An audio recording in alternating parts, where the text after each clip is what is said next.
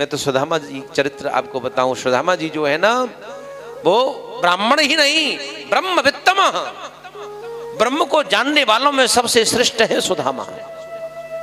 साधारण नहीं है। उस सुदामा को कोई भिखमंगा बोलता है, ये भगवान का अपमान है, क्योंकि भगवान का लाडला भक्त है सुदामा। अभी आप देखेंगे, सुनेंगे किस प्रकार सुदामा जी से मिले कृष्ण, कैसे रोए हैं सुदामा के लिए कृष्ण है। कोई भिखारी कहता है, कोई भिखमंगा कहता है, बिल्कुल ऐसा नहीं बोलना चाहिए। और कैसे हैं सुदामा?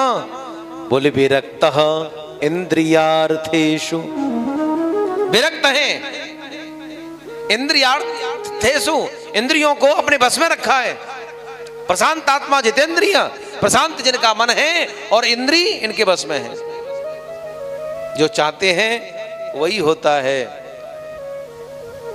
ऐसा नहीं कि जो इंद्री कहे वो करे, सो नहीं, अपने विवेक से काम करते हैं। ऐसे हैं सुदामा जी। इनकी जो पत्नी है ना जी, इनकी जो सुदामा जी की जो पत्नी है, क्या नाम है उसका? सुशीला। तस्य भार्या कुचैलस्य क्षुतक्षामां च तथाविधा, पतिव्रता पतिं प्राह म्लायता बदनेन सा। पतिव्रता है सुशीला।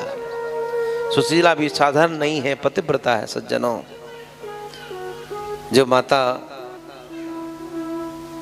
पतिव्रता होती है, भगवान उसकी सारी कामनाएं पूर्ण करते हैं। ये सुशीला जो है पतिव्रता है। और सुदामा के घर में गरीबी है। सुदामा सुबह खा ले, शाम को खाने की व्यवस्था नहीं, बिल्कुल सत्य बात है। सुदामा की झोपड़ी बिल्कुल टूटी फूटी है, बिल्कुल सही बात है। सुदामा के पास में रोज ड्रेस चेंज करने की व्यवस्था नहीं है। एक ही धोती है, आधी को पहन लेते हैं, आधी को ओढ़ लेते हैं। बिल्कुल सत्य बात है। सुबह खा ले, शाम की व्यवस्था नहीं है, बिल्कुल सही बात है। लेकिन सुदामा गरीब है ऐसा कहना बिल्कुल गलत बात है सज्जनों।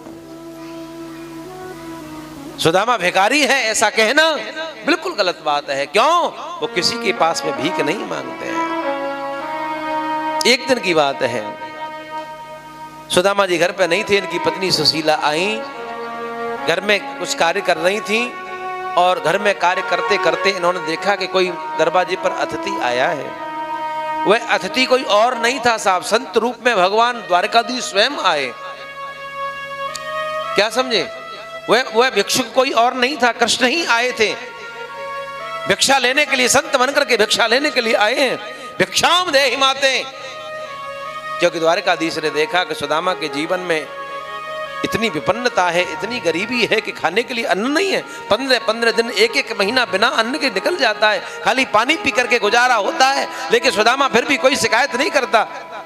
सुदामा जी के दुख को द्वारकाधीश सह नहीं पाए और साधु का वेश बना करके महाराज सुशीला के दरवाजे पर आकर के कुद्दी बजा दी। भिक्षाम देहि माते। सुशीला ने दरवाजा खोला। कौन है? बोले हम महात्मा हैं, भिक्षुक हैं, हमें भिक्षा दीजिए। सुशीला ने दरवाजा खोला और कहा, महात्मा जी आप गलत जगह पे आ गए, मैं आपको भिक्षा नहीं दे सकती। क्यों? क्यों बेटा, आप क्यों नहीं भिक्षा दे सकती हो? क्या बात है? अब बहाना मारा, कैसे कह दो कि मेरे यहाँ कुछ नहीं है। बहाना लिया, बोले महाराज माफ करना, मेरे घर में सूतंग है। क्या हुआ है? बेटा या बेटी? अब क्या बोले? सुशीला ने कह दिया हो बेटी हुई है। ओहो, बड़ी खुशी की बात है। और बेटी तो भगवान का आशीर्वाद होती हैं। बताओ तो सही, क्या नाम रखा है तुमने? अब सुशीला क्या बोले? ये तो महात्मा पीछे ही पड़ गए। मैं क्या बोलूं इनको? महाराज नाम रखा है दरिद्रता। और जैसे ही सुना नाम रखा है दरिद्रता, ध्यान से सुनना। महात्मा तो सब जानते थे, समझ गए और बोल पड़े, देवी ठीक है ठीक है, तुम्हें कुछ अब ज्यादा कुछ कहने की जरूरत नहीं है। तुम तो ये बताओ क्या क्या क्या ये है? सुदामा जी की कुटिया है?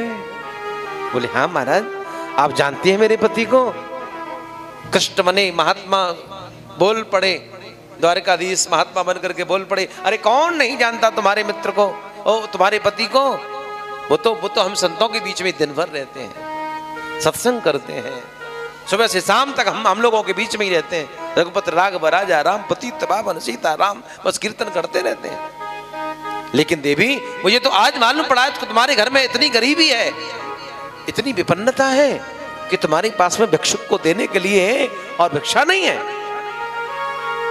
ओहो, तुम्हें पता नहीं है शायद, तुम्हें बताया नहीं तुम्हारे पति ने।